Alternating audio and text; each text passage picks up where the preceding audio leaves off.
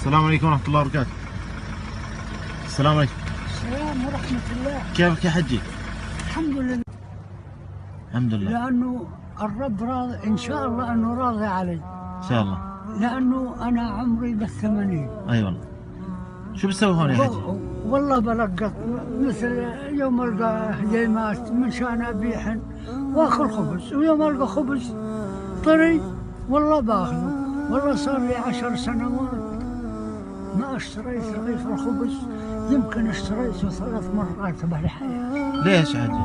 ما في مصاري. أنت شو أردني ولا سوري ولا؟ أردني. أردني ها؟ أردني. هذا شو اللي معك؟ والله افتح الكيس شوف. والله يوم ألقى هجيمات ويلقى يوم ألقى شيء يوفقك الله إن شاء الله ويسر طريقك إن شاء الله يا رب إنه يسر أمرك يا حجي.